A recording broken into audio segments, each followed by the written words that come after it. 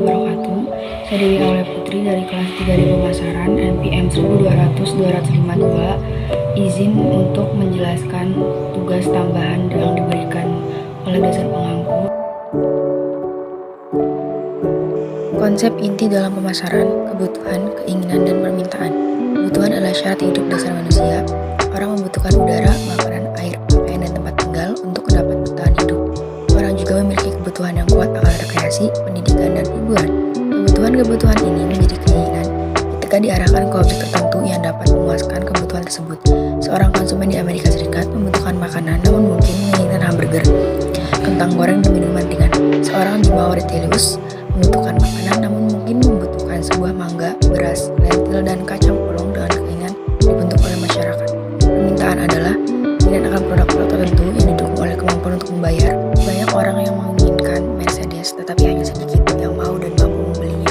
Perusahaan harus mengukur tidak hanya seberapa banyak orang yang menginginkan produk mereka, namun juga beberapa banyak orang yang mau dan mampu membeli. Mendefinisikan pemasaran untuk abad ke-21, pembedaan ini menyoroti kritik yang mengatakan bahwa pemasar menciptakan kebutuhan atau pemasar membuat orang membeli hal-hal yang tidak mereka inginkan. Pemasar tidak menciptakan kebutuhan, kebutuhan mendahului pemasar. Pemasar bersama dengan faktor-faktor kemasyarakatan lainnya mengaruhi keinginan. Pemasar mungkin memperkenalkan gagasan bahwa sebuah Mercedes dapat memuaskan kebutuhan seseorang akan status sosial, namun pemasar tidak menciptakan kebutuhan. Kebutuhan akan status sosial. Memahami kebutuhan dan keinginan pelanggan tidak selalu mudah. Sebagian pelanggan memiliki kebutuhan yang tidak sepenuhnya mereka sadari, atau mereka tidak dapat mengartikulasikan kebutuhan ini. Terkadang mereka menggunakan kata-kata yang membutuhkan interpretasi. Apa artinya ketika pelanggan menginginkan sebuah alat pemotong rumput yang bertenaga, mesin bubut yang cepat, pakaian renang yang menarik, atau hotel yang mendukung istirahat? Kita harus menyelidikinya lebih jauh. Kita dapat membedakan 5 tipe kebutuhan. Yang pertama adalah kebutuhan yang dinyatakan. Pelanggan menginginkan mobil yang lebih murah. Yang kedua adalah kebutuhan yang sebenarnya. Pelanggan menginginkan sebuah mobil yang biaya operasinya bukan harga awalnya rendah. Yang ketiga adalah kebutuhan yang tidak dinyatakan. Pelanggan mengharapkan pelayanan yang baik dari dealer mobil. Yang keempat adalah kebutuhan kesenangan. Pelanggan ingin agar dealer mobil juga memasukkan sistem navigasi GPS ke dalam paket. Yang kelima adalah kebutuhan rahasia. Pelanggan ingin agar temannya memandang dirinya sebagai pelanggan yang cerdas. Hanya melayani kebutuhan yang dinyatakan saja berarti tidak memberi pelanggan apa yang mereka benar-benar dibutuhkannya.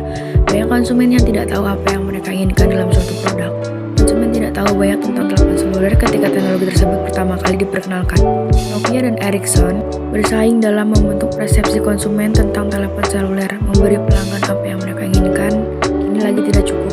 Untuk memperoleh keuntungan, perusahaan harus membantu pelanggan dalam mempelajari apa yang mereka inginkan.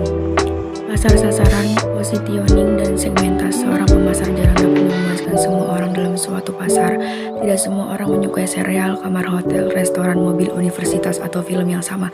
Karenanya pemasar memulai dengan membagi-bagi pasar ke dalam segmen-segmen. Mereka mengidentifikasi dan membuat profil dari kelompok-kelompok pembeli yang berbeda, yang mungkin lebih menyukai atau menginginkan bauran produk dan jasa yang beragam, dalam meneliti perbedaan demografis, psikografis, dan perilaku di antara pembeli. Hanya ini yang bisa saya sampaikan. Kurang lebihnya mohon maaf. Wassalamualaikum warahmatullahi wabarakatuh.